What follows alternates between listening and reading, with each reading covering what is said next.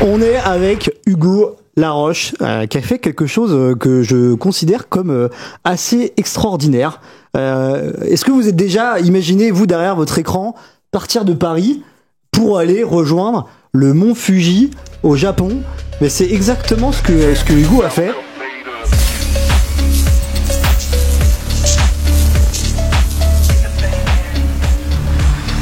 On va revenir du coup, Hugo, sur la jeunesse du projet. Tu me parlais d'une association, tout à l'heure tu me parlais aussi de ton école. Raconte-nous un peu comment ça s'est fait tout ça. Yes, carrément. Alors l'idée de voyage, tout simplement, j'aime bien, quand je fais du vélo, tout simplement, me demander jusqu'où je peux aller. L'avantage du vélo, c'est que si on veut aller à droite, on peut aller à droite. Si on veut aller à gauche, on peut aller à gauche. En fait, notre seule limite, c'est un peu l'imagination. Donc au final, c'est ça qui m'a vraiment motivé à faire un voyage de ce type.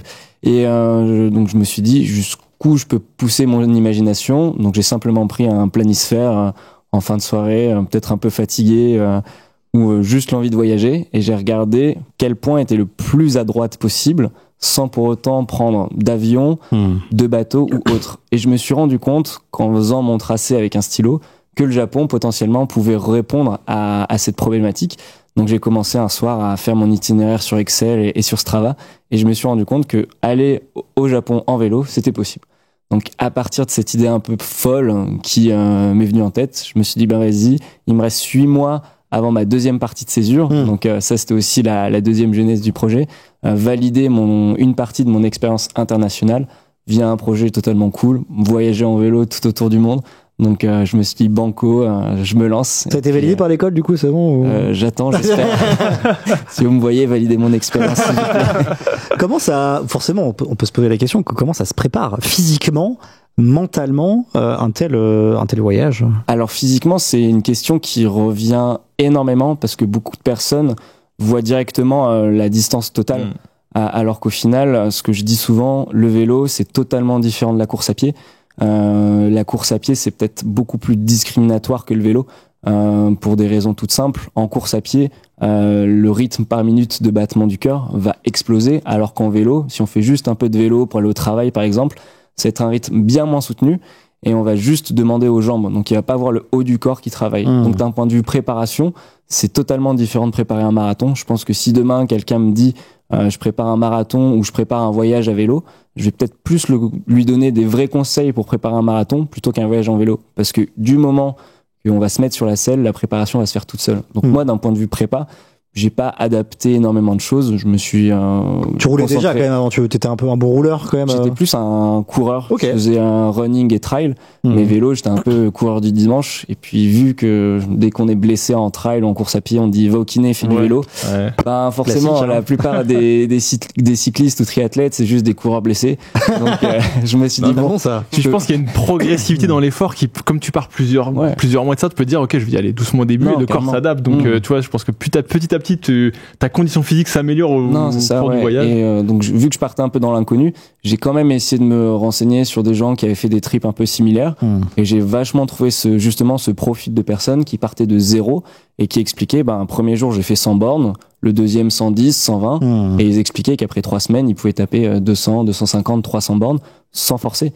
Et puis vu que le corps s'est adapté petit à petit, il y a 0 courbature, il y a 0 fatigue. C'est ouf ça. Et donc le seul jour où, la seule période où j'ai eu des courbatures, c'est vraiment le début, puis que le corps puisse s'adapter justement à cette nouvelle charge de sport. Mais sinon après, du moment que je suis arrivé en Italie, c'était YOLO quoi. Rouler jeunesse et puis mais mentalement, on sait que le corps est lié au cerveau beaucoup dans le sport, etc., dans la vie de tous les jours. Comment tu te prépares mentalement? Est-ce que tu te projettes, tu te fais des exercices, la méditation, j'en sais rien. Il y a plein de méthodes, tu vois. J'ai peut-être adapté la stratégie justement de pas en faire, attendre que le jour J se présente et me dire il y a plus qu'à. J'en ai trop parlé, maintenant je peux plus reculer. Et c'est ça aussi que j'essayais de faire le plus possible. C'était dès que je voyais un ami que j'avais pas vu depuis longtemps, je dis putain, tu sais pas ce que je vais faire en août prochain, je pars au Japon en vélo.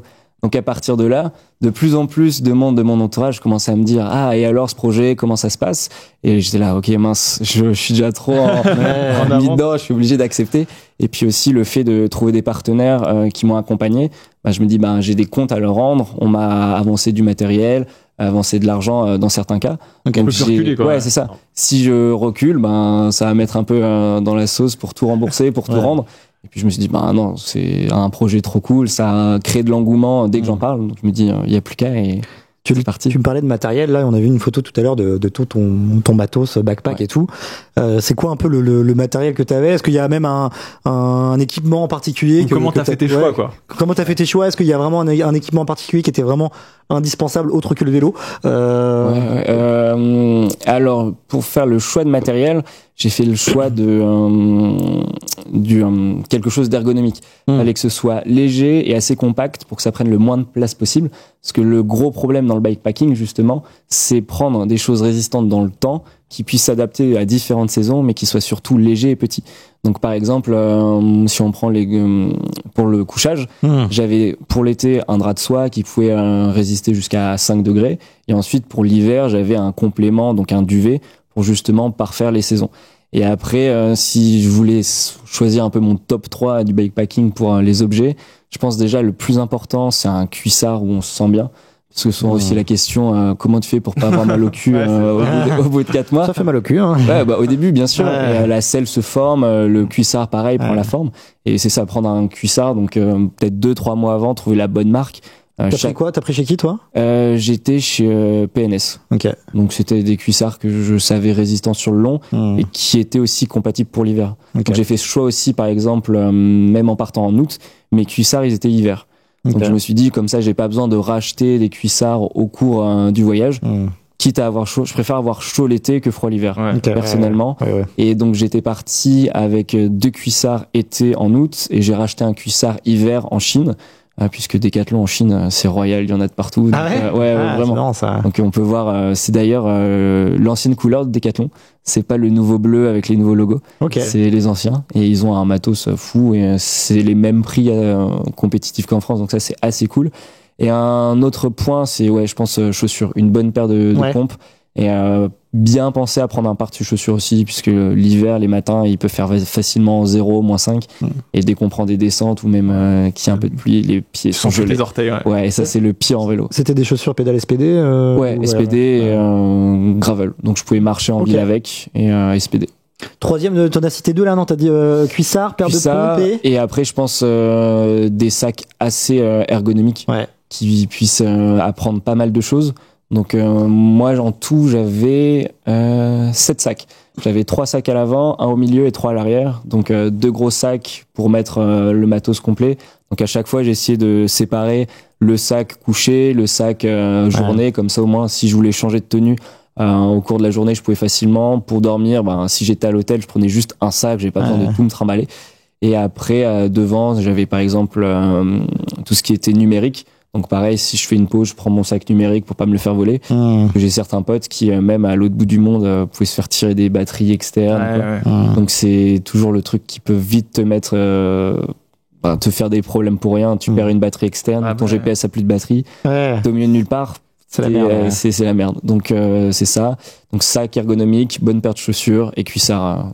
Et le poids total du vélo. Tu fais bien, mais allez-y, parce que moi je suis en mode. T'as ton conducteur. Allez-y les gars. Donc le poids du vélo, j'avais fait le choix déjà de prendre un vélo très léger. T'avais un Canyon dans ces J'avais un Canyon grise SL6 AXS. Pour être précis. Donc le vélo, il faisait 9 kilos. Et ce que je conseille par contre pour le il est top pour la ville, même pour rouler, j'ai pris un plaisir fou, ultra réactif, même au niveau des passages de vitesse, j'ai eu 0 souci. Par contre, faut peut-être prendre plus le modèle alu que le modèle carbone, parce que le modèle carbone n'est pas totalement destiné pour le bikepacking, puisqu'il manque des attaches. Et c'est ce qu'ils ont fait sur le Grizzly alu. Ils ont l'adaptabilité pour tous les porte-bagages. Donc ils ont des œillères, c'est ça. En fait, ils ont sur le cadre à l'arrière, puisque c'est un cadre complet, il y a aucune pièce qui bouge. Ils ont 2 petites attaches pour fixer la partie verticale et d'autres attaches au niveau de la selle pour fixer la partie horizontale. Donc un peu au dernier moment, j'ai essayé de trouver une marque qui était compatible avec tous les vélos sans pour autant fixer. Donc c'était une marque où tu poses juste ton porte-bagages sur ton cadre, et c'est 2 petites attaches qui viennent sur le dessous. Tu clipses quoi? Ouais, tu serres. Ok, tu serres. Et donc ça te permet de t'adapter en fonction de la taille de ton cadre. Et c'est royal. Et par rapport aux autres marques, c'était le tour complet, je crois que c'était 130 €. Okay. Et ça te permet, si on compare par exemple à Tailfin c'est le top, mais t'en as pour 500 balles. C'était quoi la marque là? C'est Aerobike, c'est une marque anglaise, et franchement ils sont top, ils m'ont accompagné sur le projet, et j'avais eu un problème de casse au Japon. Parce que le truc au bout de 2000 bornes, forcément, c'est de 20 000 bornes, ça résiste pas bien. Ouais. Et puis je pense que je chargeais un peu aussi la mule au bout d'un moment. Donc le truc a pété, mais ils m'ont renvoyé un nouveau au bout de 3 jours. Donc c'est franchement, si on a un vélo ou même un vélo de ville, souvent les vélos de ville ne peuvent pas avoir potentiellement un truc adaptable pour poser des bagages, sauf si bien sûr c'est dans le modèle d'origine. C'est un bon compromis niveau prix. Et du coup, le poids, désolé, parce que j'enchaînais sur une question. Le poids. C'est moi, c'est ma faute. Hein, je vais dans tous les sens. Le poids au total, je l'ai pas précis. Je peux l'avoir approximatif, parce que puisque quand j'allais à l'aéroport, le carton total m'affichait 33 kilos, mais en sachant que j'avais tout mon matos dans mon gros sac à dos. Donc je pense qu'on doit être entre 35 et 40 kilos au total, en sachant que je prenais à chaque fois le truc le plus léger, et en sachant que le vélo faisait que 9 kilos.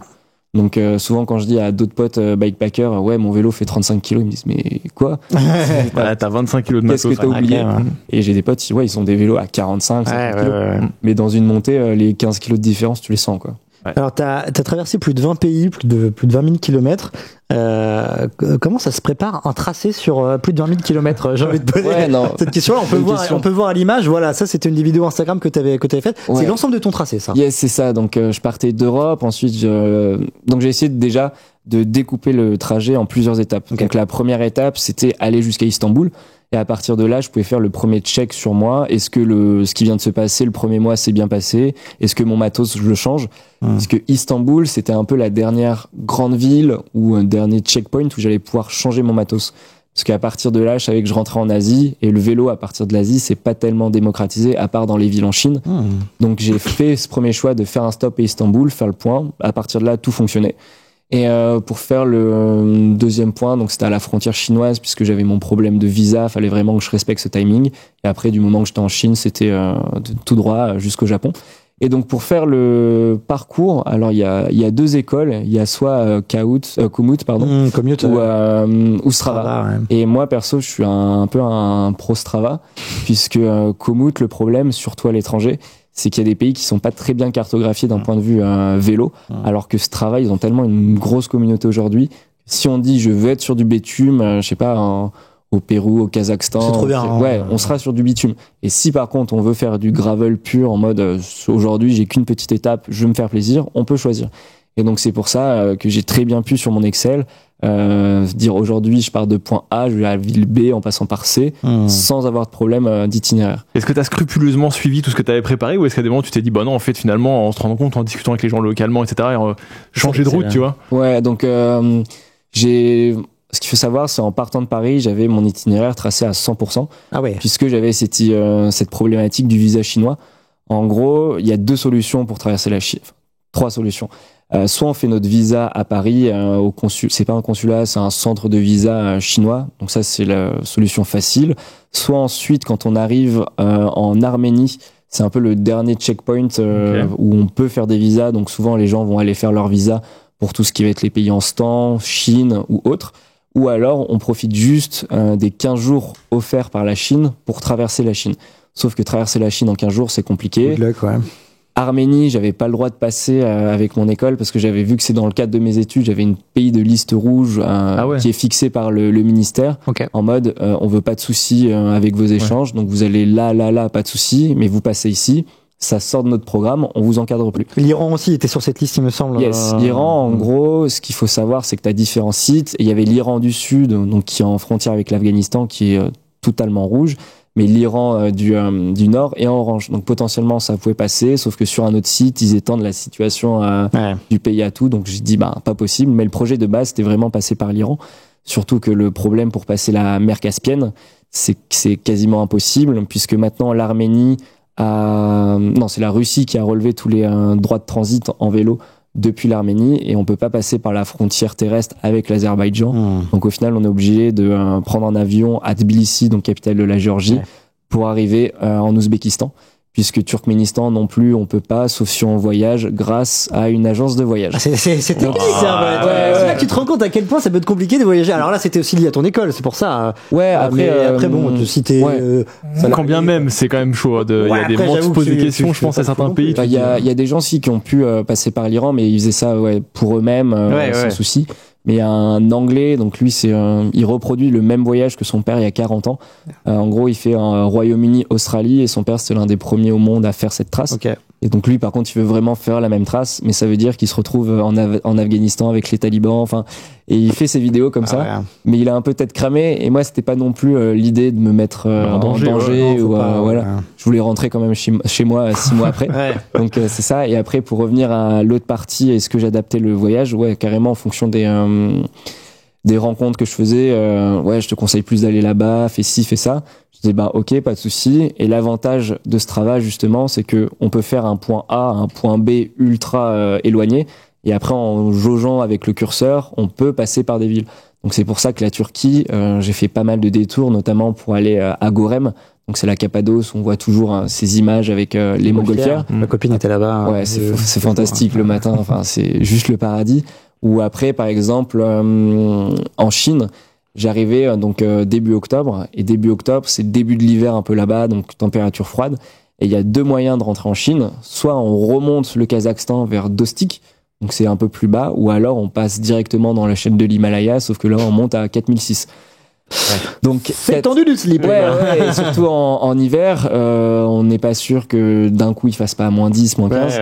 Donc je me suis dit là pareil, je préfère faire un détour de 500 bornes plutôt que de perdre un orteil pour économiser 2 jours. En vélo, le dénivelé, tu l'abordes différemment.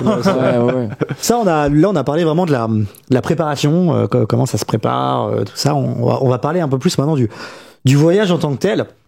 Ma première question, c'est Hugo, raconte-nous une journée type de Hugo qui rallie Paris à Montfugis. À Montfugis, c'est quoi la journée type si on a une? Ouais, elle a vachement évolué parce que au début, déjà on était en été, donc les journées étaient ultra longues par rapport à la fin du voyage. Donc c'était au début journée type, réveil vers 7h parce que je pensais que c'était assez pour faire l'itinéraire que je m'étais fixé. Petit déjeuner ou pas en fonction d'où je me trouvais. Et après, donc en moyenne, j'ai essayé de faire entre 150 et 200 km par jour.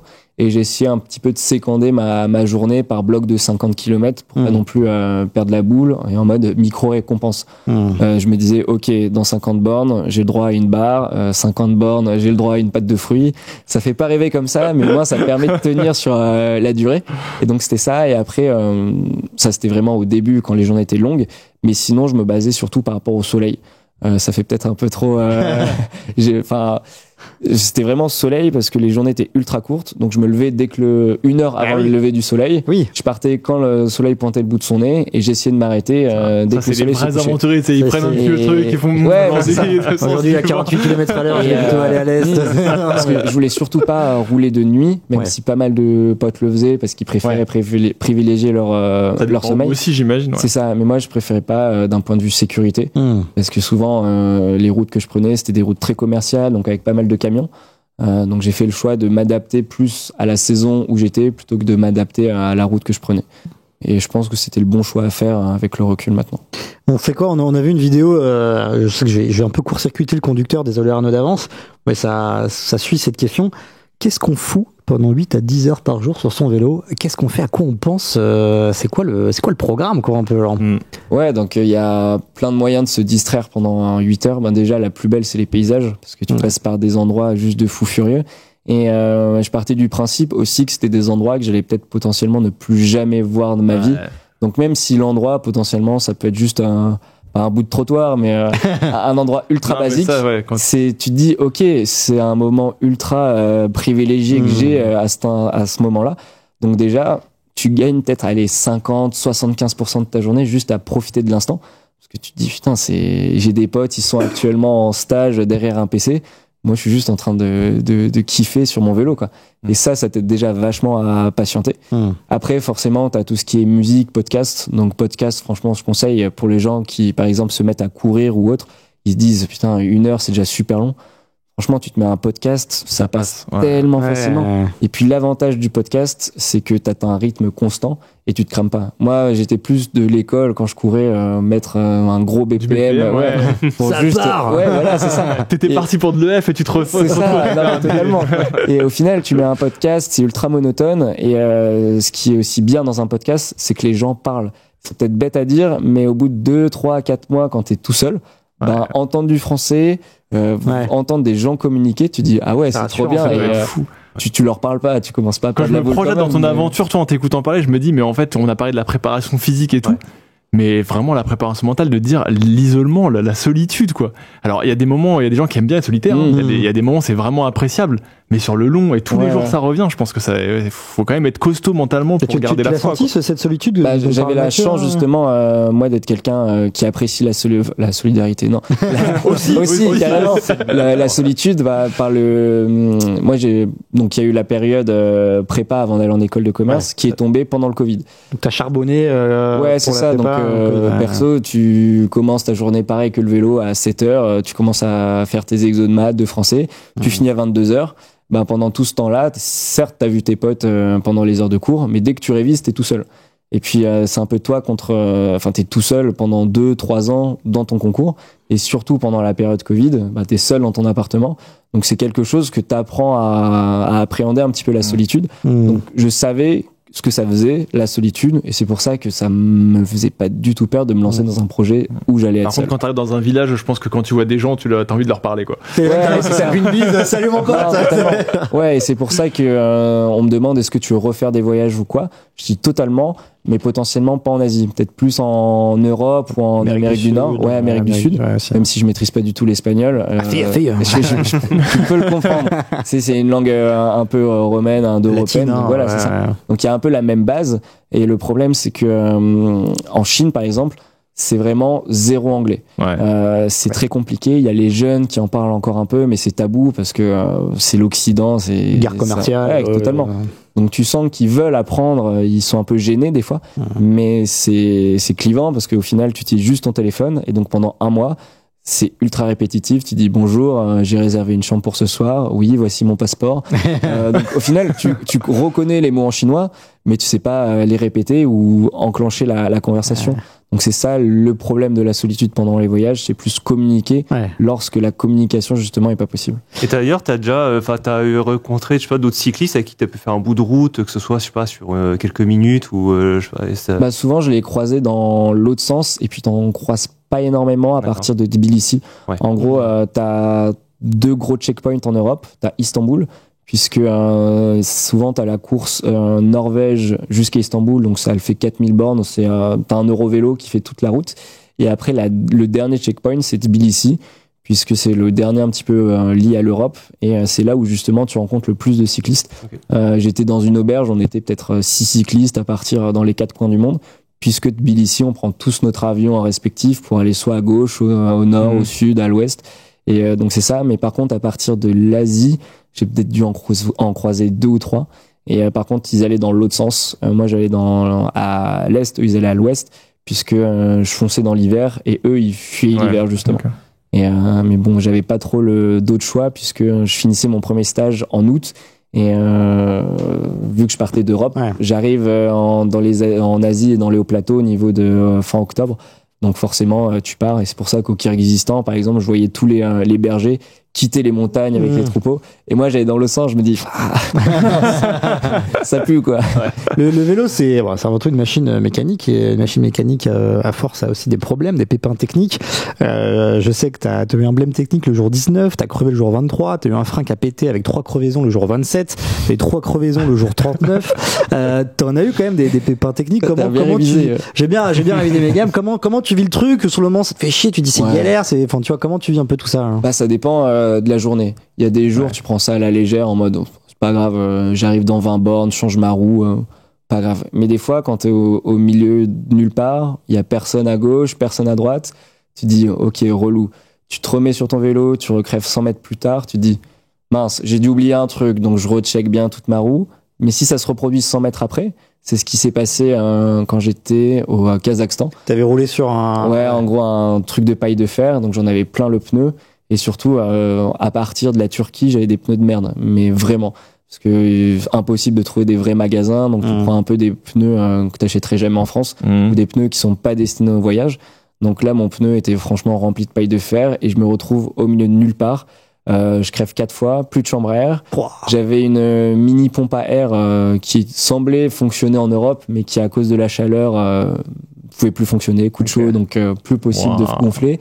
Et j'avais ma pompe à main qui elle n'acceptait plus ma valve. Wow. Donc je me retrouve là à devoir pousser au milieu du désert et là par chance j'ai une bonne étoile je pense. Je trouve un berger sur un quad, il me dit qu'est-ce que tu fais là? Déjà il se dit putain j'hallucine. L'agneau d'hier elle a vraiment tapé et tout. Et il m'amène chez lui et tout et le gars avait des rustines, une pompe neuve et tu te dis putain je suis au milieu de nulle part et c'est un mec qui avait 3 trucs vélo. Et puis des gars qui sont hyper ouverts, tu vois, en France, je suis quasiment sûr si j'étais sur le bord de la route à pousser mon vélo, je pense que j'aurais dû attendre un paquet de voitures à s'arrêter et à m'inviter chez elles, quoi. Alors que souvent c'est bête à dire mais c'est ceux qui ont le moins de choses qui te donnent le plus. Et franchement c'était trop bien et j'étais gêné parce qu'à la fin il me donne sa pompe parce qu'il se dit le voyageur il a pas de pompe, c'est quoi ce guignol. Donc moi je lui ai donné une casquette en échange. Et je me dis bah merci beaucoup quoi. Et sans vous, je sais pas où je serais. Et surtout qu'il avait un chien énorme qui était pas attaché. Et je me suis dit si il m'avait pas croisé, que j'avais continué ma route, franchement je me serais fait niaquer le mollet. C'était un peu le Monster Scratch dans Alice au pays des merveilles. Franchement il faisait la même taille. Un beau bébé. J'ai vu ça, je dis j'ai le droit de rentrer chez vous, c'est bon, il y a pas de risque. Je dis non, c'est bon, on vient. Au jour 19, tu dis que c'est une journée qui t'a beaucoup aidé. Tu as eu un problème mécanique au kilomètre 80. Ouais. T'as dû prendre un bus. Yes. Et tu te rendais compte que le plus important, c'était pas de gagner du temps, mais justement de le prendre. À quel point ça a changé ta physionomie du voyage. Ça a été un changement de paradigme assez fort, ce moment-là. Ouais, totalement, parce que le voyage à vélo, c'était quelque chose que je découvrais. Moi, j'ai toujours fait de la compétition en sport, donc en athlé, en vélo. Donc, pour moi, il y avait vraiment l'accès stat en fin de journée. Tu regardes, ah ok, j'ai pris ce com, trop bien pendant le voyage. Et c'est vrai que je voyais pas la destination qu'elle était si loin. Au bout de 2 semaines, je me dis, ok, si j'ai déjà ces problèmes-là, alors que le vélo, il sort de révision, tout ça, qu'est-ce que ça va être dans 1, 2, 3 mois, après 5, 10, 15 000 bornes? Donc j'ai pris le temps de me remettre dans mes petits papiers, dire ok, maintenant je veux donner telle direction à mon projet et si par exemple au lieu de faire 200 bornes je fais que 150, ben c'est déjà 150 en moins à faire pour arriver à Fuji. Et à partir de là j'ai vachement pris plus le temps de prendre le temps justement et d'adapter mon itinéraire en fonction des endroits que je voulais visiter ou autre, même si je devais quand même faire des choix à cause du visa, de pas passer par toutes les capitales ou quoi. Mais bon, au final, j'ai pu faire le maximum de trucs que je voulais, c'était top. On parlait de la Chine tout à l'heure et t'es tombé sur un phénomène parfois assez particulier. On l'a vu à l'image, on pourra le revoir à l'image, Arnaud va vous le remontrer. T'es tombé sur des villes désertes. Ça, c'est un délire quand même. Hein. Et même un parc d'attractions désert. Donc je savais qu'il y avait ce phénomène parce que j'avais vu des reportages sur Canal 5-6 ans avant, mais je m'étais pas plus attardé que ça sur ce phénomène. Je me dis bah ok... Comme nous, on a des villages où il y a plus personne, les gens sont peut-être partis. Je pensais que c'était des villes de campagne, tu vois. On le voit à l'écran, là, c'est ça, ouais. Ouais, c'est ça. Ce parc d'attractions totalement vide, c'était un truc fou. Enfin, on sentait que vraiment, on se croyait dans Walking Dead. Il y a des trucs qui grincent, mais pourtant, si demain on te dit ça a rouvert, ça te choque pas, parce que tout est en parfait état. Il y a des infrastructures de fou, et t'as juste l'impression que les gens sont partis en vacances. Et juste pour remettre dans le contexte, donc c'est une zone qui était prospère grâce au charbon. Et dans les années 2010, le gouvernement chinois a totalement arrêté l'exploitation du charbon et avec les centrales nucléaires charbon. Et si on reprend la ville d'Ordos, par exemple, c'est l'exemple le plus typique de cette région. C'était une ville, clairement, qui chaque année avait un budget de plusieurs milliards pour sa ville. Ok. Donc c'était pour la ville. Pour la ville, juste pour la ville. Wow. C'est comme si demain Paris, je sais pas, a un budget de 10 milliards, ben on va pouvoir faire des pistes cyclables, tout ça. Et peut-être ça marcherait avec autant d'argent, on y réfléchirait mieux. Et eux, pareil. Donc ils se sont dit, vas-y, on construit des villes de fous furieux, des infrastructures de fous, des musées, des stades, vraiment tout quoi, ouais. Tout pour accueillir. Ordos, je crois que ça peut accueillir 3 millions de personnes. Aujourd'hui, recensé 100 000. Ah, c'est ouf. Oh là Donc là. tu voyages dans des Des bâtiments, tout ça, ouais. Il y a des centres commerciaux où en fait t'as juste le rez-de-chaussée qui est habité et après t'as peut-être 7 étages vides. Et pareil pour les immeubles. Très bizarre, ouais. Et c'est encore plus flagrant la nuit, puisque la nuit t'as les appartements qui sont éclairés et des fois t'as des immeubles entiers qui sont juste noirs. Et donc vu que t'as des infrastructures de fou, j'avais mis l'image des immeubles ultra connectés où en fait t'as des publicités qui circulent sur les immeubles. Ah, c'est ouf. Mais tu te dis même à New York ou Paris t'as pas ça, genre t'as des grands écrans publicitaires, mais t'as pas des façades d'immeubles connectés. Ouais. Et tu te dis putain, il y a 100 000 habitants. Et ils se mettent des pubs de tarés, quoi. Non, mais vraiment. Mais y a personne dans les immeubles, ça va jamais personne. dans les immeubles. Et ce qui est bizarre, c'est que par exemple, tu vas acheter un appart là-bas, c'est toujours ultra cher. Ah, Parce ouais. qu'ils veulent pas avouer que c'était un échec, parce que Ouais. sinon ça voudrait dire que la stratégie du gouvernement a été un échec. Ok. Donc ils essayent un peu de se voiler la face. Et quand t'arrives dans ces villes, ouais, c'est juste fou. Tu te dis, mais C'est quoi ce bordel, quoi? ouais, vraiment. Tu te dis, ils sont passés où Ils les sont gens? passés, ouais. Pour le deuxième pays le plus peuplé du monde. Ouais, C'est ça non, qui- clairement. Bah, ça, en plus, paradoxal. il contraste avec la Chine où t'as l'impression qu'il y a du monde tout le temps partout. Et tellement grand le pays aussi après. C'est ça, et après, donc ça c'était plus Asie du centre. Ouais. Et après, quand t'arrives vraiment à l'est, au niveau Littoral. de Pékin, Tianjin, Ouais. c'est là où tu frappes vraiment les grosses Je mégalopoles. comprends, ouais. Où des fois, l'étape du jour, c'était juste traverser une ville. Et mais vraiment, ouais, Ça me fume, ça. Je regardais chaque matin, je synchronisais mon téléphone avec mon GPS et je me disais, ok, là j'ai cette ville, je vais pouvoir faire ma pause repas, tout ça, tranquille. Mais au final, quand tu zoomais ou tu cliquais sur un plan, tu voyais population 20 millions de personnes. C'est ouf. Ah ouais, ok. Tu sais, tu pensais que c'était juste une petite ville étape, tranquille. Au final, tu fais de la ville toute la journée. Donc la Chine de l'Est, ouais, un peu relou et redondant parce que feu rouge, feu vert, feu Ouais, rouge, feu vert, ah, et ouais. ultra pénible. Bon, les jambes, ça doit taper aussi, du coup. Et d'ailleurs, il y a une belle infrastructure d'ailleurs en Chine cyclable. Ouais, alors ce qui est bien, c'est, je pense pas que ce soit destiné totalement au vélo à l'extérieur des villes. En centre, ouais, c'est totalement destiné. Mais à l'extérieur des villes, vu qu'il y a pas mal de gens pauvres, ce qu'ils ont développé, vu que les routes aussi sont très récentes, c'est un énorme bas-côté, puisque souvent il y a les gens qui roulent en tuk-tuk. Et donc moi, au lieu d'être un tuk-tuk, j'étais un vélo, mais je prenais la même place que le tuk-tuk. Et franchement, t'as 2 mètres pour rouler et les camions ultra sympas, quoi. S'ils voient que ils ont peur de te surprendre, petit coup de klaxon, ça se décale à gauche Ah, c'est carré, et ça ouais. double. Franchement, ouais. Ah, c'est bien. Souvent on m'a dit ouais, fais gaffe à l'étranger, les conducteurs un peu relous. Franchement, après avoir goûté la France, C'est une très bonne question. mais C'est vraiment. quel est le pays où les conducteurs sont Ouais. les moins sympas avec le le vélo? seul pays où j'ai failli mourir, c'était la France. Ah, C'est après il y a certaines explications, la relation conflictuelle vélo automobiliste qui est pas totalement facile en France.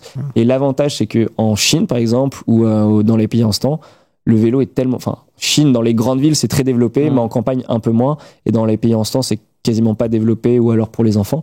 Les gens sont surpris de voir un vélo, donc ils font gaffe, vachement ouais. attention. Ouais, ils font gaffe. Et ça se décale énormément, ça te prévient et franchement zéro souci.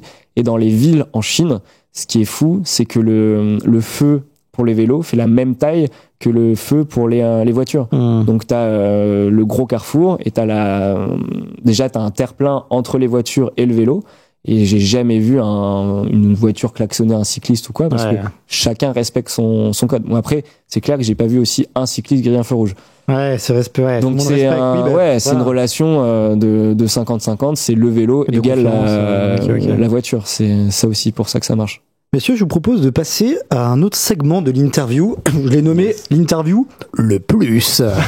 Alors, chaque réponse va être illustrée soit par une photo, soit par des images. Parfois, il y aura le son, parfois, il y aura pas le son. Dans l'outil, j'ai mis muted ou pas.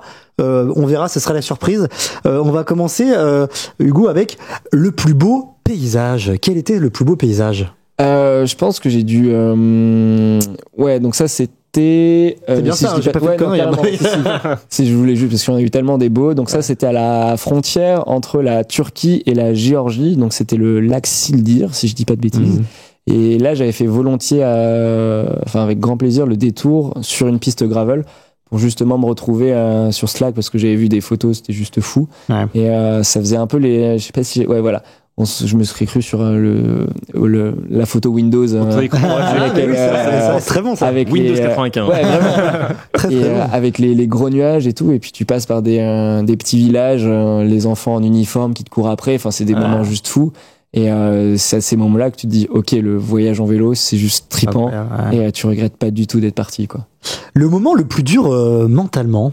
Bah, je pense que c'est le jour où j'ai dû... Le jour du départ?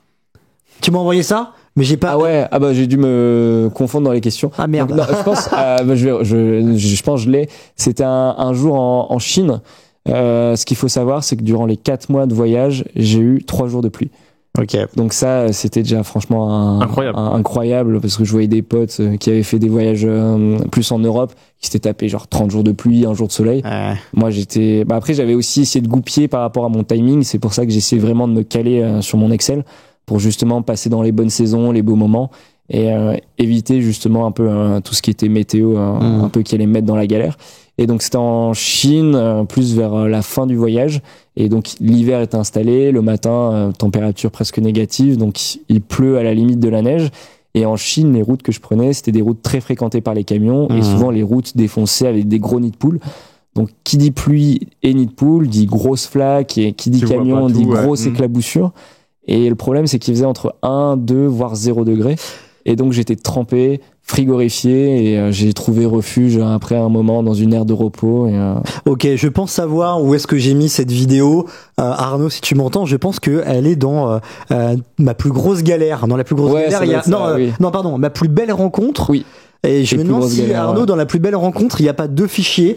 Il y a le fichier de la rencontre de la personne, et au-dessus il y a un petit. Est-ce que c'est pas ça la plus dur mentalement? Ouais, totalement. C'était ça. Ok, voilà, je me suis souvenu. Et là, on va voir. J'ai déjà le cadeau qu'on m'avait fait, cette grosse parka incroyable, un peu comme celle de D4, sauf que elle pouvait passer par-dessus le casque. Et franchement, ça m'a un peu sauvé la vie parce que j'avais changé 3 fois de tenue, j'étais trempé. J'ai pas envie de faire du vélo à ce moment-là ici là. Alors surtout si on était je devais être à 1006 ou 1007 d'altitude, donc il faisait froid et tu voyais rien, il y avait de la pluie depuis tout le matin. Mais bon, j'avais pas le droit de me plaindre vu que c'était juste le 2e jour de pluie de voyage. Donc fallait bien que j'y goûte au bout d'un moment cette pluie, quoi. Ton moment le plus what the fuck? Qu'est-ce que je t'avais envoyé pour pas me tromper? Ouais, ça. Alors ça c'est l'armée, ça. Ah, ça c'était très drôle. Quand j'ai envoyé cette photo, alors j'avais pas envoyé la légende tout de suite, j'avais pas posté sur le réseau, je postais en fait toutes les vidéos le soir, comme ça j'avais de la connexion et je payais moins cher. Ouais. Et j'avais envoyé ça juste à des potes pendant la journée en mode mince, le voyage tourne un peu court. Et en gros, c'était à la frontière entre le Kazakhstan et la Chine. Ce qu'il faut savoir, c'est que la frontière kazakh, c'est un peu Beyrouth par rapport à la Chine. La Chine, c'est ultra moderne, tout est bétonné. La frontière avec le Kazakhstan, c'est un portail, les gardes viennent ouvrir manuellement.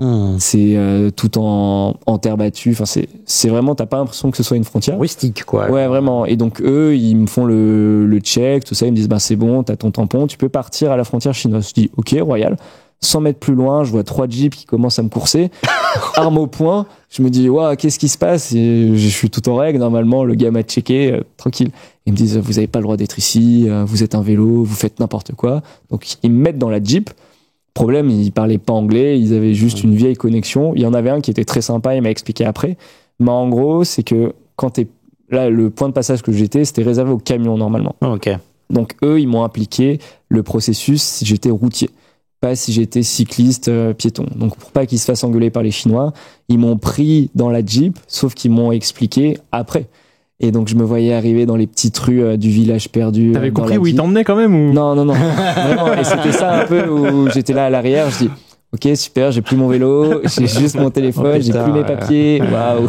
Si je m'amène dans un petit hangar, je suis pas sûr d'en ressortir. Ouais, ça fait c'est un peu l'inconnu, quoi. Bah, surtout que j'étais ressorti du checkpoint dans lequel j'avais fait la queue.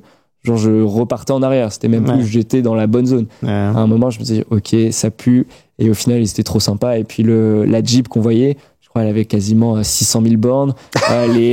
Les portières elles marchaient plus pendant que le gars conduisait, sa portière elle s'ouvrait. Donc tu sens que ça secoue dans la bagnole. Ouais, il tenait plus la portière, donc il claquait. Là on peut voir le gars de droite, en fait c'est celui qui conduit alors que ça devrait être celui de gauche. Enfin, c'était un peu what the fuck, ouais, mais ça s'est bien terminé, puis ça fait une bonne anecdote. Ça fait une bonne anecdote, ouais. Ta plus belle rencontre, bah du coup c'était après après la pluie, voilà. Donc ça c'était le père et le fils de la station-service dans lequel je m'étais réfugié, puisque j'étais à 2 doigts de l'hypothermie. J'avais changé 3 fois de tenue, donc j'avais plus de tenue sèche. Et donc j'arrive, je prends un misérable Coca qui sortait du frigo en plus, donc je me dis putain, il y a rien de chaud dans cette station-service. Et je m'assois sur une chaise d'école, comme quand t'es puni au fond de la classe, et je grelotte, mais vraiment pendant 1 heure, les gens ils voient bien que je vais pas repartir tout de suite, et surtout qu'ils annoncent de la pluie pendant encore 24 heures. Et donc je tombe sur la personne qui était à gauche de la photo. Il m'invite dans son bureau pour prendre le thé, faire sécher mes affaires. Et c'est là aussi j'aurais pu mettre le moment what the fuck, puisqu'il m'a offert l'apéro. Sauf qu'en Chine, ok, il y a plein d'alcool sympa, tout ça, mais il y a aussi des mets un peu bizarres des fois. Et c'est là où il a ramené sa caisse avec les œufs fécondés. Et il m'a dit, bah, maintenant que je t'ai invité à ma table, mange ce que je mange, quoi. T'es obligé, quoi. Et ouais, non, bien sûr. Carrément. Ouais. Et donc, je dis, tu thé, t'avales, et puis voilà. C'est Koh-Lanta, quoi. Ouais, j'aime pas vraiment le goût de l'œuf, mais on peut pas dire que c'est mauvais. Et puis, en voyage, je pars du principe que si le local, il mange, c'est que c'est comestible. Ouais, bien sûr. Mais quand même, il y a un petit truc quand même. T'as l'appréhension du putain, en fait, là, je suis en train de voir son œil, son bec, tout ça. Et c'est surtout quand tu croques, tu sens vraiment les parties du poussin se disloquer un petit peu. Donc ça, c'est le moment vraiment pas fou. Okay. Et après, c'est voilà, tu penses à autre chose. Ouais, tu mastiques très fort et après un coup de coca et c'est passé. Et puis voilà. Ta plus grosse galère? Plus grosse galère, ouais. Donc ça, c'était Kazakhstan, comme je vous avais expliqué. Ah, t'es à pied, là. Voilà, c'est terminado, là, j'ai l'impression. Là, ouais, on peut voir la roue arrière, elle devait être bien sur la jante, ouais. Et là, j'avais vraiment plus de chambre à air, plus de colle pour poser des rustines, donc c'était vraiment foutu. Et ce jour-là, j'avais justement fait le choix de passer par des routes gravel, puisqu'il y avait un point historique où en mode il y avait des gravures préhistoriques. Donc je me suis dit, ben, c'est un truc que tu vois pas tous les jours ou que potentiellement tu verras jamais de ta vie à cet endroit-là précis. Donc je me suis dit, bah, go, je fais ça. Sauf que je savais dans quoi je m'embarquais, puisque Strava, c'était impossible de passer par cette route. Mais si je zoomais sur le Google Maps, je savais qu'il y avait un petit chemin. Sauf que c'était un sentier totalement défoncé où il y avait rien pendant 40 bornes. Et au bout de 20 bornes, donc à équidistance entre le point A et le point B de la prochaine route, je crève, plus possible d'avancer. Et c'est là où justement j'ai pu rencontrer le berger qui a pu me venir en aide et me sauver. Ah, c'est beau quand même. C'est pile poil à ce moment-là, du coup. Ouais, c'est à ce moment-là. Donc j'ai marché peut-être pendant 1 heure, 1 heure et demie. Ah, et il m'a vu. Ouais. Bah, surtout que tu peux pas marcher comme si tu marchais en ville. T'as ton vélo, t'as les cailloux, c'est chiant. Et, donc ouais. Ton moment le plus effrayant, tu m'as parlé de. Alors là, ils sont tout mignons comme ça, mais là, eux, ils étaient mignons, eux. Eux, ils étaient gentils, ils étaient surtout un peu paniqués par la foudre et la pluie. Et donc là, ils me faisaient plein de câlins et c'était trop mignon. Mais ce qu'il faut savoir, c'est que en Turquie, surtout dans les Balkans, donc tout ce qui va être Serbie, Macédoine du Nord, Kosovo, c'est qu'il y a énormément de chiens errants qui n'ont pas tellement l'habitude de voir des cyclistes. Et c'est très courant de se faire courser par des chiens, mais c'est pas comme en France, un chien de berger où tu passes devant sa ferme, il va japper, et puis après il va aller retourner se coucher. C'est que là, des fois, ils peuvent vraiment te courser pendant 500 mètres, 1 kilomètre, donc t'es là. Pas rassurant. Hein. Si je m'arrête, il y a moyen que je me perde un mollet, quoi. Et des fois, tu les voyais, ils étaient vraiment énervés. Donc il y a 2 écoles, il y a soit l'école, je m'arrête, je descends du vélo, je lui montre que tout va bien. Ouais, voilà. Moi j'étais plus de l'école, je réfléchis pas, je trace. Ouais, vraiment. Ouais. J'éloigne le danger au maximum parce que le chien, tu sais pas si potentiellement il va faire le tour ou quoi. Ouais. Et c'est bien arrivé où des fois fin de journée, t'es totalement dans les vapes, t'as juste envie de dormir et là tu vois en hangar, tu dis c'est pas bon ça. à chaque fois tu y avais le droit. T'avais 3-4 chiens qui te coursent et tu changes vite tes vitesses et tu traces quoi, t'appuies et... T'as dû battre des records. Aujourd'hui je vais faire 200, finalement je fais 300 parce qu'il y avait beaucoup de chiens. T'as fait des records de Strava, toi, je sais certaines portions, tu vois. Quand c'est des records, c'est qu'il y avait des chiens en Turquie. J'avais pas un capteur de puissance, mais je pense que si tu regardais tes watts à l'instant T, à certains moments, tu tapais les BPM faciles. Forcément. Les BPM parce que tu sais que tu te fais courser et aussi. Tu t'es fait chiquer déjà ou pas du coup? Non, justement. Mais c'était souvent les plus petits qui étaient les plus énervés. Le nombre de petits chiens qui continuent à te courir après, tu te dis mais frérot, tu fais la taille de ma pédale, tu dis arrête. Et les plus gros faisaient juste plus de bruit, mais ils arrêtaient vite quoi. Mais jamais je m'arrêtais à vélo quoi. Si j'ai un conseil, appuyez fort sur les pédales. Fuyez. Ton pays coup de cœur? Alors le pays coup de cœur, c'était un pays où je pensais vraiment, enfin j'attendais rien de ce pays. Donc c'est quand on m'a dit ouais tu passes par les pays en ce temps, je me suis dit bah ouais je suis obligé. C'est entre la Chine et la Turquie. Au bout d'un moment je suis obligé d'y passer. C'est lequel du coup? C'est Kirghizistan. Ouais franchement top, que ce soit par rapport aux personnes que tu rencontres, à la nourriture et les paysages surtout, c'est juste dingue. Et vu que c'est des pays qui sont pas tellement médiatisés encore, Pour vous donner une idée, c'est la Mongolie, mais en moins cher. Et donc franchement, c'est royal. Et je pense que d'ici 5-10 ans, c'est des pays qui vont malheureusement... pour eux, ça va être trop cool. Ouais. Mais pour justement ceux qui voyagent en vélo un peu moins bien, puisque ça va vraiment se développer et devenir très très cher. C'est beau. Et ouais, tu passes par là c'était justement les troupeaux qui descendaient des alpages à ce moment-là. Et tu passes par c'est beau, hein. C'est des paysages juste fous. C'est tout seul au milieu de nulle part. Ouais. Et puis tu vas taper des cols à 3-4 000 mètres, c'est juste dingue. Tu vois des paysages de fou. Et franchement, Kirghizistan, c'était à refaire. Je referais direct, mais peut-être plus en un mélange entre van trip et bike trip. En mode, je pose le van en bas du col, je monte en vélo, je redescends. Puis au moins, tu sais que le soir, tu peux dormir. Même si Kirghizistan, ce qui se fait énormément, c'est les guest house. Donc c'est d'un point de vue économique, c'est trop bien parce que déjà, ils te payent le repas. Et t'en as pour $10. Donc franchement, c'est honnête. Franchement, c'est royal. Et puis on me posait la question, est-ce que tu dors beaucoup dehors, est-ce que tu fais beaucoup de camping? Je sais qu'il y en a qui le font à fond, ils font genre 100% de camping, puisque dans bikepacking souvent il y a le packing, de la tente. Moi j'étais là, si c'est vraiment ma dernière solution, oui, mais j'ai envie de pouvoir profiter de mon voyage et pas le matin me dire putain il me reste encore 200 bornes à faire. J'ai pas pris une douche la veille, j'ai pas pris un repas chaud depuis 2 jours. C'était pas mon délire. La petite tente au cas où, quoi. Ouais, c'est ça. Par exemple, c'est au Kazakhstan, le jour où j'ai crevé. Là, j'ai dormi en tente parce que Almaty était à 100 bornes et je passais par une autoroute pour rejoindre Almaty. Donc, je me suis dit, passer de nuit sur une autoroute, il suffit qu'il y ait un gars, il s'endorme, il te tape, t'es mort. Donc, c'était vraiment dans les derniers recours tentes, mais sinon, guest house, auberge, c'est un bon compromis sur le long terme. Ta plus grande distance en une journée, moi j'ai noté 250 km le jour 29. 11 heures de route, c'est sûr. Ouais, et puis c'était surtout le jour avec le plus de dénivelé positif. J'ai voulu faire les deux en même temps. Challenge accepté. Je crois que c'est monté à 2004 en total, sur 250 bornes, en sachant qu'il y a eu 2 cols à plus de 2300 d'altitude, je crois. Donc c'était aussi les 3 en gros, plus d'altitude. Là, peu importe où tu dors le soir, c'est que tu vas très bien dormir. Et donc c'était 250 bornes puisque entre ces 2 points il y avait 0 ville et potentiellement 0 possibilité de faire des ravitaux, que ce soit en eau ou en nourriture. Donc des fois je me faisais un peu des délires, vas-y on se fait un record de journalier, ou alors dans une journée on fait que des journées à 200 bornes. Enfin, c'est comme ça aussi que tu peux passer le temps sur un voyage. Tu te fais des micro-challenges dans ta tête. Ça te garde motivé. Ça. Tu dis aujourd'hui au lieu de faire des pauses toutes les 2 heures, je vais faire des pauses toutes les 3 heures. Et puis tu prends goût, et c'est pour ça qu'aujourd'hui j'ai vraiment envie de poursuivre le délire de l'ultracyclisme, parce que c'est un peu une drogue. Une fois que t'as fait 200, tu dis ok je vais faire 250, 300, 400, et au final tu te tapes des 1000 bornes, 2000 bornes sur des mêmes sorties, quoi. Quand j'ai fait Paris-Dieppe en vélo électrique, j'ai fait 80 bornes, j'en pouvais plus déjà. Plus de cul avec mes jambes de caneton.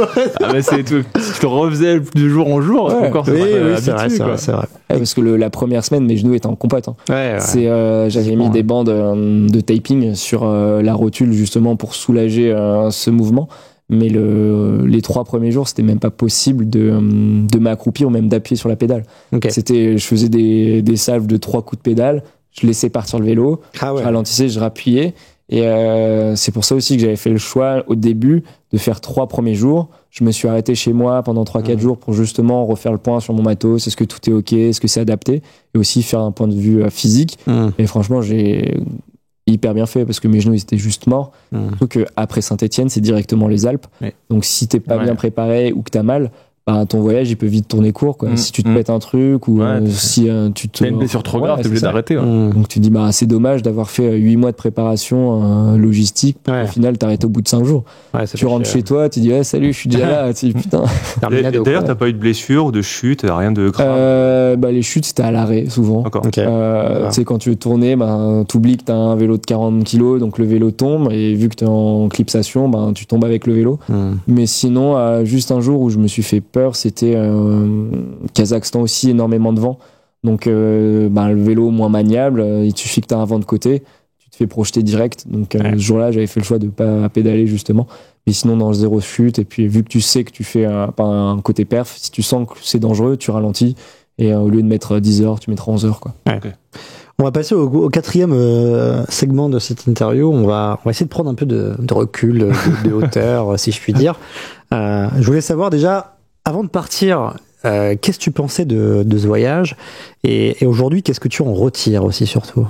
Alors, avant de partir, justement, j'attendais rien de ce voyage. Je voulais juste prendre tout ce qu'il pouvait me proposer. C'est parce que je pense que si justement tu te dis, je fais un voyage pour répondre à telle ou telle problématique et que tu n'y arrives pas, tu te dis, mince, j'ai fait ça pour rien ou quoi. Et je pense que c'est pas du tout productif pour toi. Donc moi, je me suis dit, ok, je sais que j'ai 2-3 questions dans ma tête, plus orientation, quel métier je veux faire, est-ce que ce choix que j'ai fait, c'était judicieux ou pas. Mais pas en mode, faut que j'y réponde à tout prix. C'est, par exemple, un jour, tu te fais plus chier que d'habitude, tu te dis, ok, est-ce que je vais y penser, est-ce que ça. Au final, ça vient tout naturellement. Et je pense que c'est la bonne position à adopter.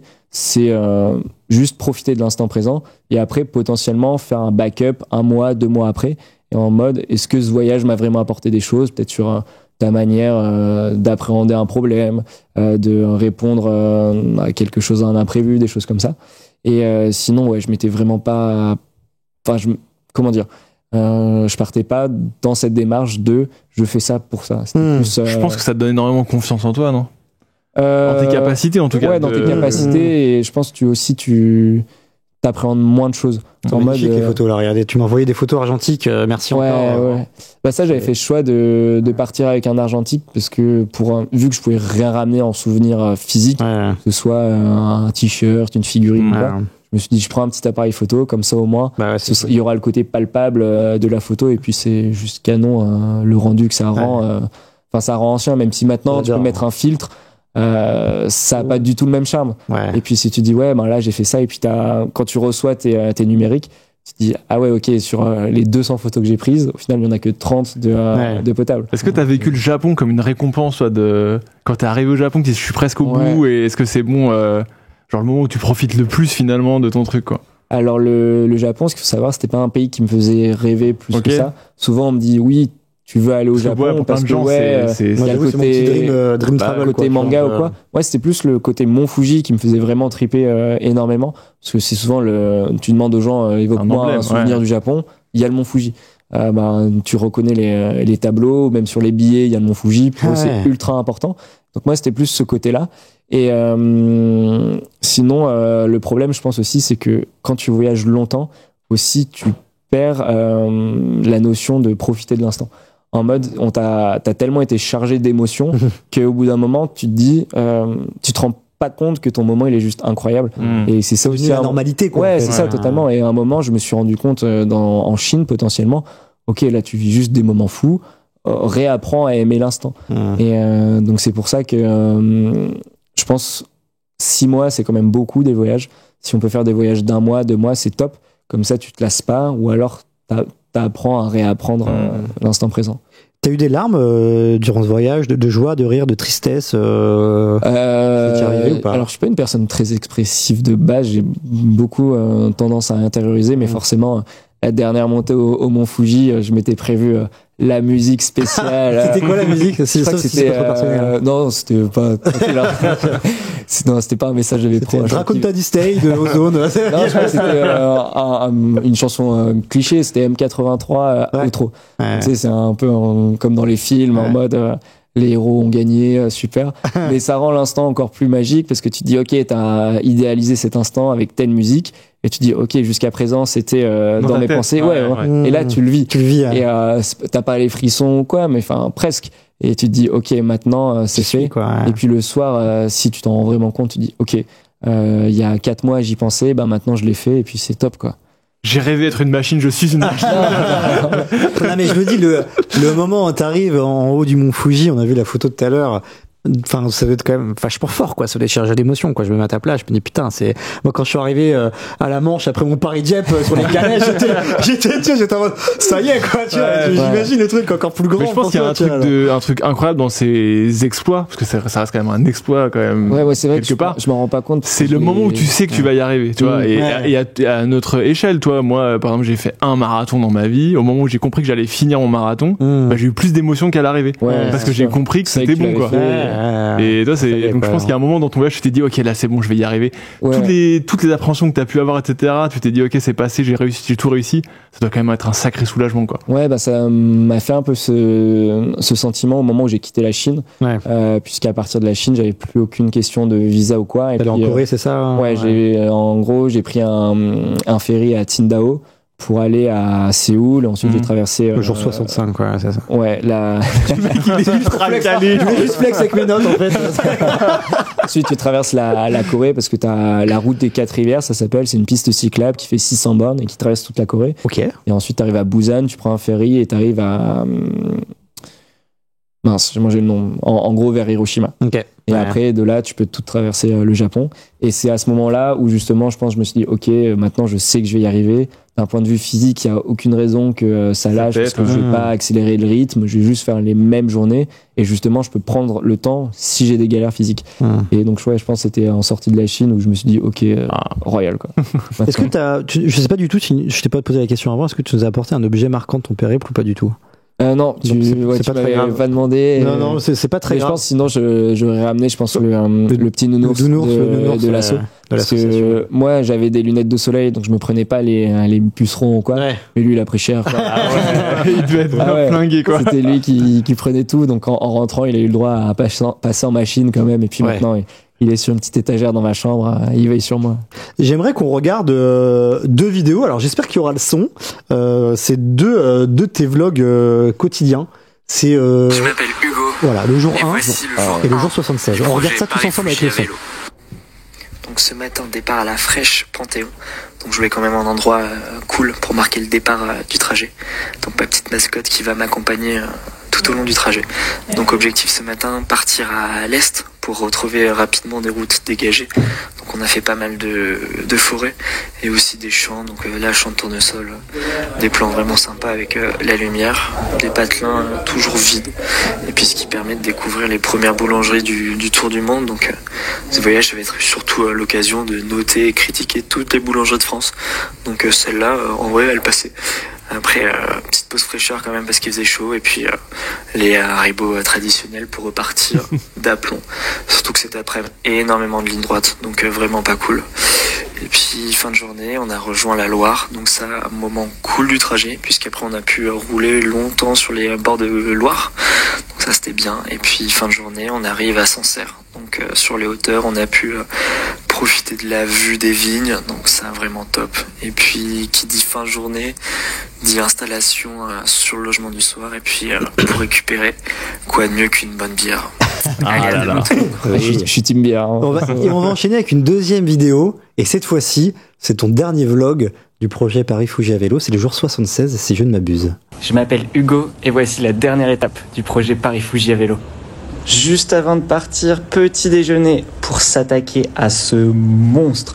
Le mont Fuji, au final, c'est 32 km d'ascension pour environ 1500 mètres de dénivelé. Donc ça picote un peu les jambes, mais bon, ça fait partie du défi. Donc au début de l'ascension, c'est surtout dans les bois. Mais ce qui est cool, c'est qu'on peut croiser énormément de biches, vu que l'ascension du mont Fuji, au final, c'est vraiment un sanctuaire pour les Japonais. Donc c'est ultra protégé et la nature est vraiment reine. Le mont Fuji, j'ai pu l'apercevoir vraiment au dernier moment, puisqu'il y avait une mer de nuages ce matin-là, mais ça rendait encore le truc plus beau, plus qu'au bout d'un moment, on pouvait vraiment surplomber tous ces nuages, donc c'était vraiment magnifique. Et puis au bout d'un moment, voilà, juste là, devant moi, le mont Fuji. Et puis maintenant, place au chemin retour, donc comme certains le savent déjà, ça va se passer sur le continent américain. Départ semaine prochaine pour San Francisco, direction Miami. Alors, Hugo, est-ce que ce voyage, il t'a changé un peu ta perception du monde et de deux, la perception de toi-même? Déjà, la perception du monde, pour moi, tout est à côté maintenant. Quand on me dit, là, par exemple, je vais reprendre un exemple récent, vu que je suis un fervent défenseur de l'AS Saint-Etienne et que je fais quelques déplacements avec les ultras, il y avait 10 heures de trajet en bus. Donc moi j'étais là, tranquille, c'est une journée de vélo, quoi. Maintenant, j'ai perdu cette notion un petit peu de distance et de temps. En mode, on va me dire, c'est à 15 bornes. Je dis, on peut faire ça à pied. Je perds un peu la connexion avec les gens. Ils te regardent comme ça. pourquoi tu veux faire ça? Et puis, là, je peux pas en parler encore, mais je suis en train de préparer mon prochain projet de juillet. Et là, c'est des distances bien plus grandes que ce que j'ai fait en termes de journalier. Ok. Et les gens me disent, ouais, c'est bon, t'es devenu fou. Ouais, ok. On t'a perdu là. Ouais, c'est ça. T'es trop piqué, maintenant arrête. Et donc, ouais, la notion d'espace, de la notion de temporel, je l'ai un peu perdue maintenant. Maintenant, tu me dis, tu peux aller en Afrique du Sud. Je dis, bah ouais, tu passes par là. Ouais, c'est faisable. Et par exemple, il y a un rêve que j'aimerais bien faire plus tard, en fonction du taf que j'ai et des vacances. Mais c'est, t'as une route qui part du Canada et qui va jusqu'à Ushuaia en Argentine. Ouais. Et elle fait 20 000 bornes et c'est royal, quoi. Ouais. Ça a l'air vraiment incroyable. Et tu te dis, ben, s'il y a un chemin, potentiellement, c'est que c'est fait pour l'emprunter. Donc tu te dis, bah ouais, go le faire. Et après, sinon, par rapport à moi, j'aime pas trop me questionner sur moi-même ou autre. Mais qui es-tu, Hugo? Non, je déconne. Je savais pas que j'allais voir le psy. Il y avait un sofa là-bas. Je chantais le traquenard arrivé. Mettez-nous une musique d'ambiance. Non, je déconne. Et sort ta pipe. Non, maintenant, c'est plus par rapport à ce que je veux faire. Je sais ce que je veux faire. Et je sais ce que je veux aussi, tout simplement. Je me suis rendu compte que potentiellement il y avait plein de choses que j'avais dans ma vie qui n'étaient pas totalement utiles. Je suis rentré chez moi, j'ai vu mon armoire de fringues, je me suis dit pourquoi j'ai tout ça. Enfin, j'ai passé pendant alors qu'un bon vieux cuissard d'hiver. Tu vois, pendant tout le voyage, j'avais 2 t-shirts, un pull, j'avais un jogging. Et puis basta, quoi. Je me posais pas la question le matin, est-ce que ce t-shirt irait mieux avec ce pantalon ou quoi. Maintenant, je suis arrivé chez moi, j'ai fait le tri et je suis en train de tout changer, quoi. Je suis rentré, il y avait mon placard de chaussures, je dis pourquoi j'ai autant de paires de pompes. C'est plus des trucs où justement tu te posais pas la question avant. Tu te dis putain, mais c'était totalement débile de faire comme ça. Est-ce que tu as des aventuriers d'ultra distance que tu suis et qui t'inspirent plus que d'autres? C'est plus les gens qui vont faire différemment de moi, surtout par rapport au camping, et qui vont vraiment aller au contact des locaux. Moi, c'était quelque chose qui potentiellement, ça m'effrayait, mais c'était peut-être une barrière que je voulais pas franchir. Aller dans les villages, demander de dormir directement chez l'habitant. Et il y en a un qui est ultra inspirant, si je dis pas de bêtises, c'est Cédric Tassan, qui a sorti son film il y a pas longtemps. J'ai mangé le nom, mais en gros, il est allé dans tout ce qui est Afghanistan, tout ça, et il avait l'avantage d'avoir énormément de matos de vidéos et de photographies. Il a fait juste des photos folles, des vidéos folles, et il est passé... Son film est passé Tous en selle récemment, et franchement le résultat était canon, quoi. J'ai pas eu encore la chance de le voir parce que les dates étaient pas compatibles avec les moments où j'étais en France, mais franchement j'ai vu des extraits et c'est juste fou.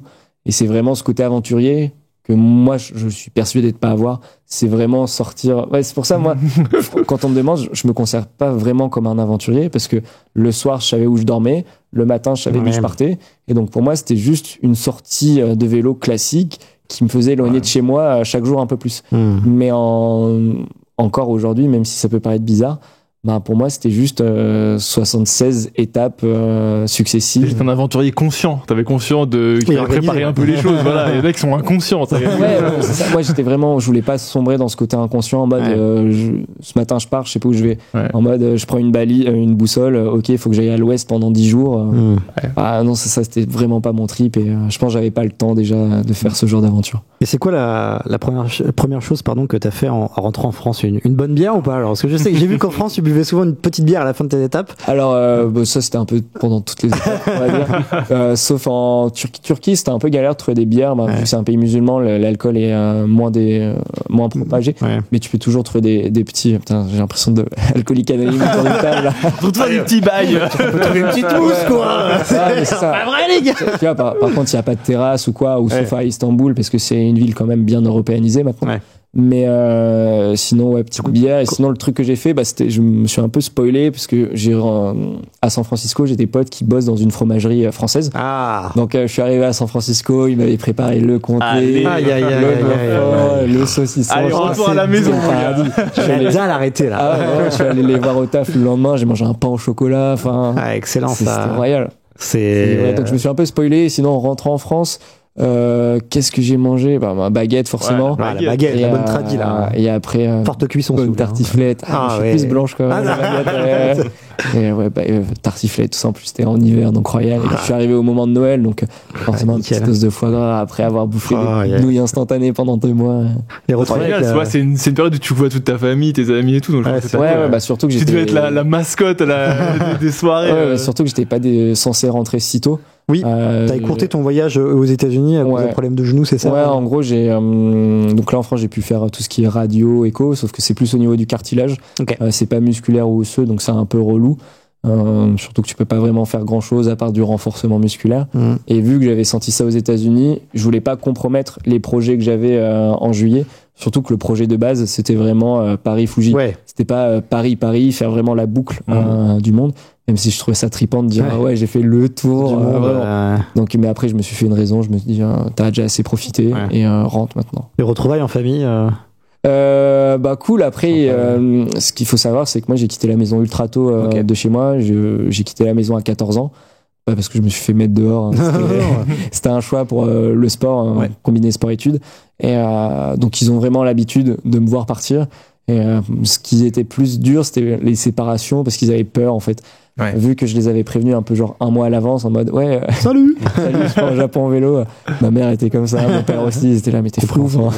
Donc au début forcément je suis obligé de les appeler tous les jours. Après je leur ai dit bon, si je pars à l'autre bout du monde, c'est pas non plus pour appeler tout le monde tous les jours. Si je vous envoie un message aussi que vous voyez que la vidéo est postée le soir, c'est bon, vous savez que je suis safe. Ouais, c'est ça. T'as cette partie réseau qui permet aussi de montrer que tout va bien. Totalement. Donc, au lieu de les appeler tous les jours, après c'était tous les 2 jours. Quoi. Classique. C'est quoi la suite sans, t'es pas obligé de rentrer dans le détail. Tu t'as parlé d'un nouveau projet en juillet, où il y a d'autres choses peut-être aussi. Alors, cette année, je vais la découper en plusieurs étapes pour arriver justement le plus préparé possible en juillet. Donc à partir du 1er février, normalement, je reprends ma prépa vélo un peu plus sérieuse. Donc j'arrête de prendre des bières tous les soirs. Ça va être le plus dur de la prépa. La charge d'entraînement, ça passera, mais ne plus boire ma bière du soir quand même. Et je vais la diviser jusqu'à avril et après juin. Donc avril, je fais la Race Cross Paris 500. Pour justement me tester sur des distances supérieures. 500 bornes du coup. 500 bornes, et essayer de faire en un minimum de temps justement pour me tester, pour voir si mon projet de juillet est faisable. Et après en juin, je fais la Race Cross France 1000 pour là encore essayer de voir si sur 2-3 jours je peux tenir le rythme que je me fixe pour le mois de juillet.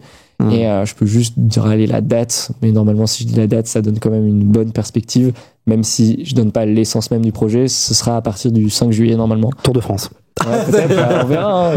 Et donc normalement à partir du 5 juillet, je serai de nouveau sur les routes, mais ça restera en France. C'est quoi tes moyennes visées à peu près pour qu'on se rende compte par jour, normalement, ce serait 400. Ok. Pétard. Mais ce sera un vélo totalement différent. Ce sera un vélo de route. Et j'aurai juste un sac à l'arrière, potentiellement au cadre, en mode 2 tenues de rechange et puis basta quoi. Ok. Mais bon, faut les faire quand même. Avoir un bon vélo. Tu vas poster sur les réseaux, enfin, ce genre de projet, tu vas continuer à alimenter tes comptes. Ouais, justement, TikTok, là, c'est pour ça que de janvier jusqu'à février prochain, j'ai essayé un peu pas de disparaître en mode je suis disparu. De calmer le rythme, mais de garder la flamme, quoi. Là, c'était surtout pour retrouver des nouveaux contrats, vu que je voulais embarquer dans un nouveau projet.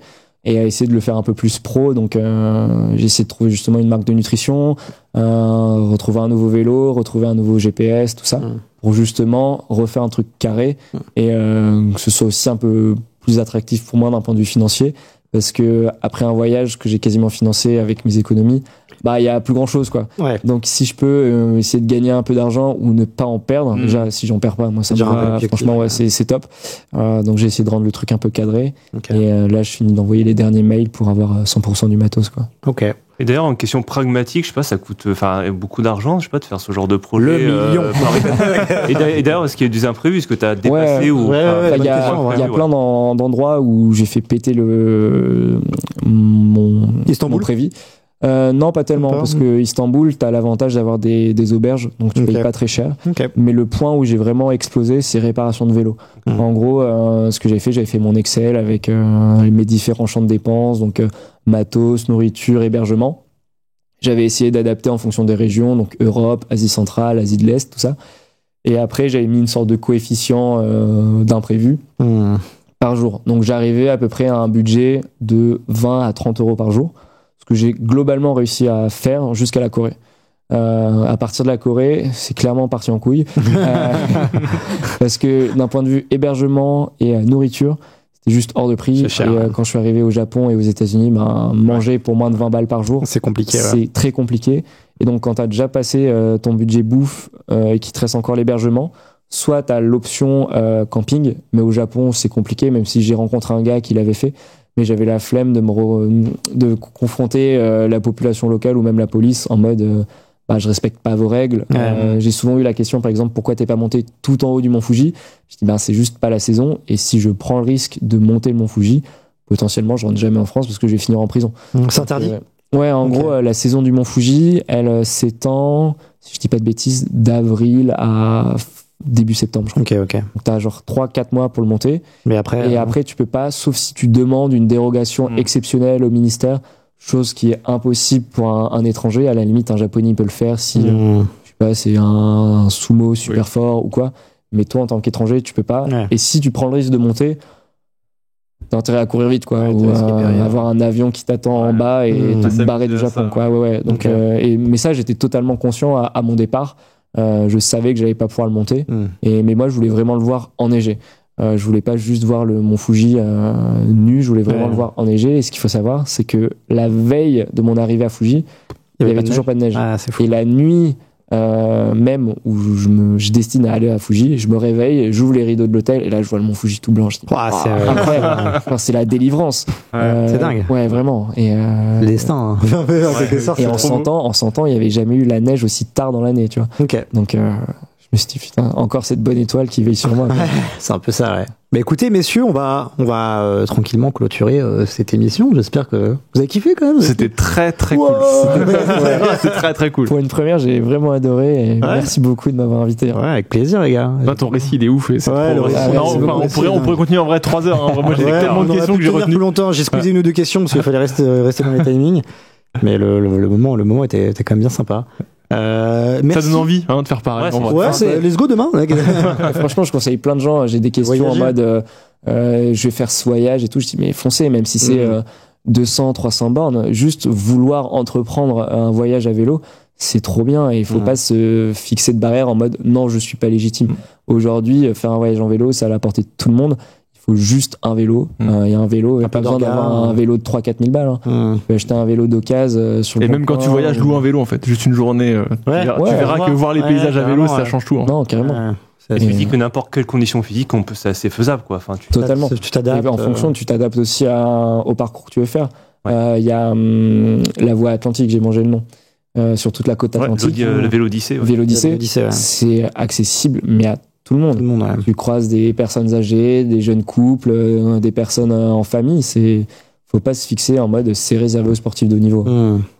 Donc foncez faire du vélo.